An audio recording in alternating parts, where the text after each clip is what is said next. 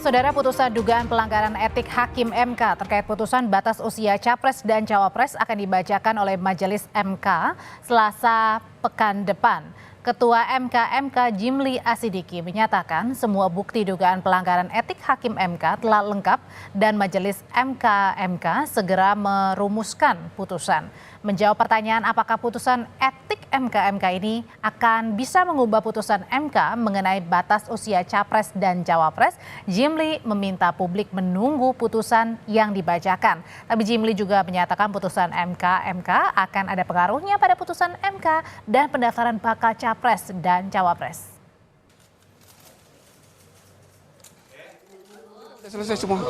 Udah selesai semua, tinggal kami merumuskan putusan dan itu butuh waktu karena semua laporan itu harus dijawab satu persatu. Putusan MK ini bisa menganulir putusan? Ya itulah salah satu yang ditunggu-tunggu.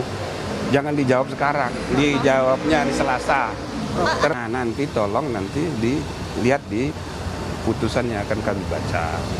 Termasuk jawaban terhadap tuntutan supaya putusan MK ini ya ada pengaruhnya terhadap putusan MK sehingga berpengaruh kepada pendaftaran capres, kan begitu. Nah, itu juga salah satu pertimbangan mengapa kita putuskan putusan dibacakan tanggal 7.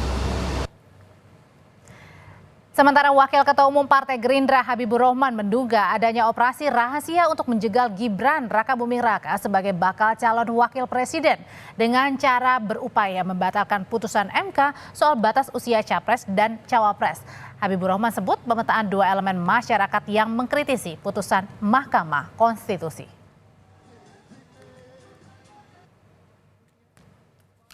Sepertinya ada operasi rahasia yang intinya menggagalkan Mas Gibran ya, untuk menjadi cawapresnya Pak Prabowo ya, dengan melibatkan berbagai elemen masyarakat. Saya melihat pemetaan ya, adanya dua kelompok masyarakat yang mengkritisi putusan MK terkait batas usia ini. Sekarang kemudian mereka mungkin ingin mendelegitimasi secara politik, yang menurut saya juga tidak mungkin terjadi karena rakyat sudah cerdas, sudah sadar, rakyat paham sekali ya siapa yang meluncurkan isu-isu tersebut dan rakyat bisa menilai yang mana yang substansi. Setelah sebelumnya ditemukan banyak kejanggalan dalam putusan uji materi soal batas usia Capres-Cawapres, apakah putusan Majelis Kehormatan MK berpotensi menjegal jalan Gibran Rakabuming Raka jadi Cawapres? Lalu bagaimana juga pengusung Gibran merespon hal ini? Kita kupas bersama dengan Bivitri Susanti, pengajar STHI Jentera atau Jentera Institute, dan Wihadi Wianto, jubir tim pemenangan Prabowo. Selamat petang, Pak Wihadi, Mbak Bivitri. Selamat petang, selamat petang, Bivitri. Oke, saya mau ke Mbak Bivit dulu. Mbak Bivitri, jadi apakah Anda yakin bahwa putusan MK ini dapat menjegal atau menganulir putusan MK sebelumnya soal batas usia Cawapres? Secara prinsip memang putusan MK itu tidak bisa memutus terhadap putusan 90 ini yang kita persoalkan. Tapi kami memang sedang mencarikan suatu cara supaya ada implikasi dari putusan MK ini terhadap putusan 90. Tidak dengan cara langsung begitu ya, misalnya menyatakan batal dan sebagainya, memang tidak bisa. Tapi bisa saja paling tidak ada pernyataan yang tegas bahwa putusan 90 ini bermasalah karena ada benturan kepentingan. Nah, jadi itu yang harus dipegang. Bagi kami persoalannya bukan sekedar ingin menjegal Gibran atau siapapun, tapi persoalan bahwa MK itu sudah dirusak cara dia bekerja dan perannya dan bahkan tugas konstitusionalnya itu sudah rusak dengan adanya putusan 90 ini. Karena kita bisa lihat, kita sudah eksaminasi itu, dokumennya sudah beredar, banyak sekali kejanggalan kalau kita lihat penalaran hukumnya, karena kan tanggung jawab dari Mahkamah Konstitusi itu bisa kita lihat dari penalaran hukumnya. Nah, jadi tujuan kami sebenarnya di situ, kenapa dia harus punya implikasi pada putusan 90. Dan ini bisa, Mbak, dengan misalnya menyatakan dengan tegas bahwa Mahkamah Konstitusi, jadi dikembalikan lagi misalnya ya ini salah satu cara, segera memeriksa ulang pasal 169 huruf Q itu dengan posisi yang sekarang sudah berbeda, karena bayangkan tadinya 54, tapi dengan segala kejanggalan itu sebenarnya yang bisa terjadi 44 atau bahkan sebenarnya 62 begitu ya. Jadi itu tentu saja implikasinya jelas karena adanya benturan kepentingan secara hukum itu dalam Undang-Undang Kekuasaan Kehakiman juga sudah disebut sebenarnya ya kalau lihat bobot Mbak Bivit, draftnya. tapi menurut Anda dari kejanggalan-kejanggalan yang sebelumnya juga sudah disebutkan oleh Pak Jimli ya, Ketua MK ini, apa sih yang paling banyak yang bisa membatalkan putusan MK jika benar terjadi? Apa faktornya dari kejanggalan itu? Ya kejanggalannya sebenarnya banyak sekali. Yang jelas kan yang masalah benturan kepentingan ya, dan implikasi pada putusan adalah misalnya legal standingnya pemohon, misalnya ya. Biasanya MK itu ketatnya luar biasa. Nah sekarang bagaimana bisa seseorang yang mengidolakan Gibran Rakabuming itu diakui legal standingnya. Nah itu saja udah janggal. Terus perkara itu juga sebenarnya sempat ditarik. Biasanya lagi-lagi saya harus bilang biasanya, MK itu sangat strict. Kalau ada perkara yang sudah ditarik, dia akan berhenti untuk memeriksa. Nah ini pada weekend, hari Sabtu tuh, perkaranya dimasukkan lagi dan langsung dibahas. Tidak ada penetapan penarikan putusan. Belum lagi 54 ya, yang 5 itu kan sebenarnya dua putusan itu atau dua pendapat, itu istilahnya concurring opinion, yaitu opini yang alasannya berbeda tapi ujungnya dianggap sama. Nah anggapan sama ini yang juga menurut kami keliru. Karena kalau dibaca pelan-pelan itu semua tersedia ya, online juga ada, bisa dibaca sendiri, buktikan sendiri. Kalau dibaca pelan-pelan, yang dua ini sebenarnya lebih menolak, bukan menerima. Oke, tahan dulu sampai di situ Mbak Bivit. Saya mau ke Pak Wihadi. Pak Wihadi, sebenarnya tim pemenangan Prabowo Gibran ini lagi was-was nggak sih? Artinya wait and see juga terhadap nanti putusan MK ini yang mungkin saja bisa mempengaruhi bacawa pres Gibran. Saya kira tidak ada masalah itu, dan kita masih yakin bahwa kita juga sudah mendaftarkan kepada KPU, dan kita paham bahwa keputusan MK ada keputusan yang final and binding, dan saya kira segala sesuatu yang sekarang ini berjalan dengan MK, saya kira akan bicara mengenai masalah kode etik daripada para hakim, bukan pada substansi dari keputusan itu, seperti yang disampaikan oleh Bu Fitri tadi. Cuman permasalahannya di sini kalau kita melihat kejanggalan-kejanggalan itu kan kepada kode etik daripada hakim, bukan kepada putusannya. Dan saya kira keputusan ini tetap saja bahwa kita tetap yakin bahwa kita tidak ada permasalahan dalam pencalonan Bapak Prabowo dengan Gibran. Jadi saya kira ini sesuatu hal yang memang sempat dikatakan oleh kolega kami mengenai masalah operasi rahasia itu memang betul. Jadi saya kira sebenarnya kalau kita kembali kepada semua keputusan MK, itu kejanggalan-kejanggalan itu banyak sekali terjadi sebenarnya juga. Kenapa baru sekarang dipermasalahkan yang urusan ini? Jadi saya kira ini bukan sesuatu hal yang baru saya kira. Kalau kita mau bedah semua MK, ya MK-nya semuanya itu mempunyai banyak kasus-kasus yang dulunya juga banyak kita kejanggalan-kejanggalan itu. Jadi saya kira ini adalah sesuatu hal yang memang menjadi sesuatu yang mungkin menjadi suatu operasi karena ini kaitannya dengan pencalonan presiden. Tetapi kalau kita melihat bahwa MK inilah hakim konstitusi, ya kan, bukan kepada private yang kita katakan bahwa itu adalah artinya adalah tetap tegas tidak akan mempengaruhi ya. Tidak akan mempengaruhi. Oke, kalau dari Mbak Bivit sendiri kalau misalnya nanti tidak akan mempengaruhi misalnya kemudian hanya pada maksimal kode etik bagi hakim MK, sudah puaskah atau ada yang mau dicoba lagi?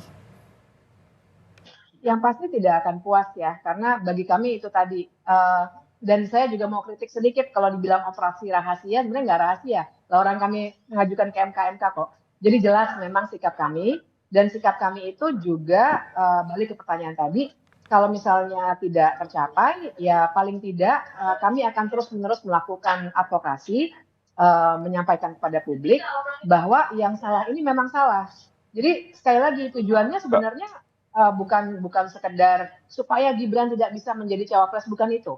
Tujuannya adalah MK-nya ini sudah dirusak dan cara berpolitik itu sudah dirusak, dan ini yang kita harus benahi.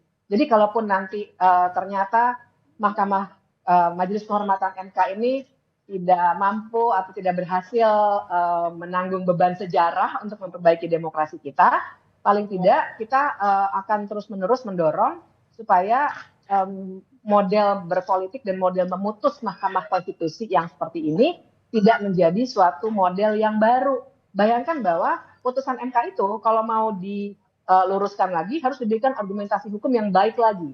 Nah sekarang ini udah kepalang rusak betul, artinya nanti ke depannya akan semakin banyak orang yang misalnya mengajukan batas usia apapun ke Mahkamah Konstitusi, yang seharusnya bukan tugasnya Mahkamah Konstitusi, tapi ke DPR dan pemerintah.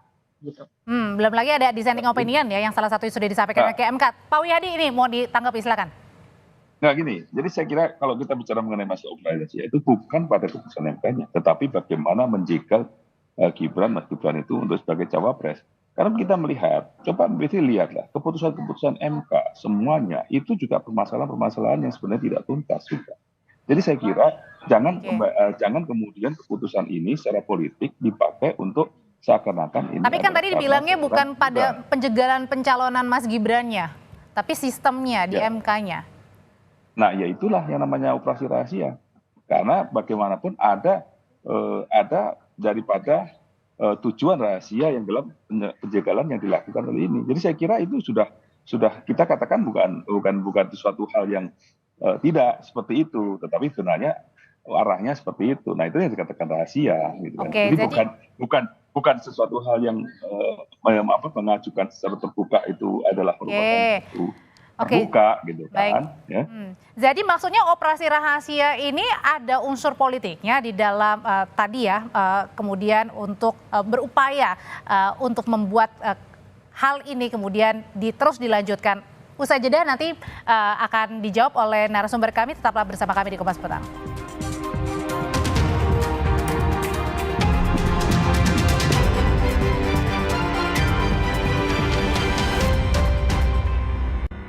Kita lanjutkan perbincangan sore hari kita. Mbak Bivit, emang benar ada operasi rahasia yang sengaja dilakukan untuk menggugat putusan MK ini? Ya itu ya, rahasia itu kan kalau kita lihat Kamus Besar Bahasa Indonesia artinya tertutup, ditutup-tutupi. Ini kan nggak tertutup. Bahwa ini politis atau tidak ya silakan dinilai. Tapi perlu juga saya luruskan bahwa kalau dibilang baru sekarang meributkan MK, sebenarnya tidak. Sudah sering sekali kami banyak dalam diskusi, kemudian demonstrasi, bahkan banyak juga mahasiswa yang melakukan demonstrasi terhadap Mahkamah Konstitusi, putusan Undang-Undang Cipta Kerja, putusan Undang-Undang IKN, putusan Undang-Undang Minerba, putusan pimpinan KPK. Bukan hanya kali ini. Jadi kami konsisten, tujuan kami adalah negara hukum yang baik dan demokrasi yang beradab. Nah, tapi memang untuk perkara yang ini tersedia forumnya yang namanya MK-MK. Dan tersedia juga ada suatu wilayah yang akan berimplikasi pada demokrasi dalam hal ini pemilu. Makanya langkahnya tidak sekedar mendiskusikan, tapi secara cepat kami juga merespons melalui kajian-kajian yang diserahkan kepada MK-MK. Jadi klarifikasi artinya dapat dipertanggungjawabkan ya gugatan itu ya? Semua dapat dipertanggungjawabkan. Silakan dibaca, semua pakai argumentasi hukum karena ini semua dosen-dosen yang 16 orang ini. Oke, emang kalau gitu Pak Wihadi siapa sih yang dimaksud operasi rahasia ini? Emang bernuansa politis? Tadi kan dibilang ini isinya nggak main-main loh, guru besar, akademisi. Ya, kalau kita lihat kan sekarang gini, ini kan kasusnya katanya kasus politik, masalahnya kan kebetulan dengan demokrasi, artinya berkaitan dengan politik. Nah, kalau kita ini sekarang melihat, kalau kita tarik ke belakang mengenai keputusan MK yang lain, kenapa dengan diskusi-diskusi aja mereka sudah puas. Tetapi kalau seperti ini, sepertinya apapun keputusan MK-MK yang tidak memuaskan, mereka akan mengejar lagi. Jadi saya kira ini kan sesuatu hal yang sebenarnya boleh dikatakan sesuatu yang memang ada tujuan dalam hal ini untuk gugatan ini. Jadi saya kira semuanya kita harus tahu bahwa ini adalah untuk kepentingan bangsa dan negara. Kita tahu, kita percaya bahwa kita semuanya mengkoreksi yang namanya MK. Kita tahu, saya juga kebetulan saya di Komisi 3 juga. Jadi saya tahu juga bagaimana kita masih harus melakukan perubahan-perubahan daripada undang-undang MK. Dan saya kira ini semuanya kita menuju kepada arah demokrasi yang lebih baik. Tetapi ini karena permasalahan-permasalahan yang menyangkut pesta demokrasi dan politis, maka ini adalah merupakan ada suatu hidden agenda dalam masalah gugatan tersebut. Jadi saya kira ini kita tidak perlu lagi berpanjang, tapi karena ini sudah berjalan, ya sudah, kita tunggu saja hasil daripada MK-MK ini bagaimana. Nah, apapun keputusan MK-MK itu, ya kita hargai bersama, bahwa ini adalah keputusan yang terbaik untuk kedepannya, agar kita sama-sama kita perbaiki apabila masih ada beberapa hal yang mungkin bisa diperbaiki. Tetapi kita jangan mencederai juga pesta demokrasi untuk saat ini, Karena ini adalah sesuatu hal yang memang sudah berjalan dan keputusan MK ini adalah final. Tapi dari tim sendiri sudah siap ancang-ancang kalau misalnya tadi dapat mengubah putusan MK ini. Misalnya menyiapkan nama lain selain Mas Gibran, Pak Wiyadi? Nggak ada, kita percaya bahwa kita taat kepada keputusan MK. Kalau itu adalah final binding. Dan kita lakukan apa menjadi keputusan MK.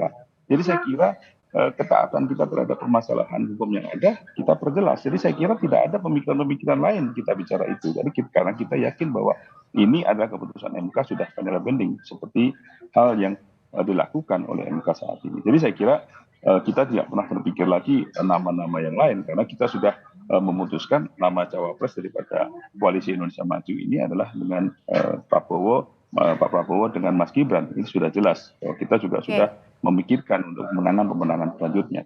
Dan saya mau tegaskan lagi kalau Mbak Bivitri dan juga teman-teman akademisi dan juga guru besar, ini tidak ada unsur muatan politis ya, gugatan ini. Murni. Saya kira kan kita paham ya bahwa pasti akan ada perbedaan cara pandang antara akademisi dengan politikus. Yang dianggap sebagai tujuan demokrasi oleh politikus dan yang dianggap sebagai tujuan bernegara dan demokrasi bagi akademisi pasti berbeda. Bagi kami, tujuan kami adalah juga mungkin narasinya jadi kesannya kan sama nih. Kita memang ingin supaya bernegara itu baik, demokrasi yang baik. Kan sama nih kan kalau tadi dilihat. Tapi persepsi antara akademisi dengan politikus beda apa itu demokrasi yang baik. Bagi kami, demokrasi yang baik itu tidak hanya yang mengikuti secara ibaratnya taklid buta gitu. Kalau sudah putusan ya sudah diikuti saja. Bagi kami ketika putusan itu diambil dengan cara-cara yang buruk dan itu artinya merusak kita, itu yang harus dikritik. Jadi persepsinya berbeda di sini memang. Jadi kalau mau kita saling berkeras ya seakan-akan memang tujuannya sama kok, kita juga demokrasi ya benar. Tapi apa itu sebenarnya demokrasi? Apa itu sebenarnya negara hukum?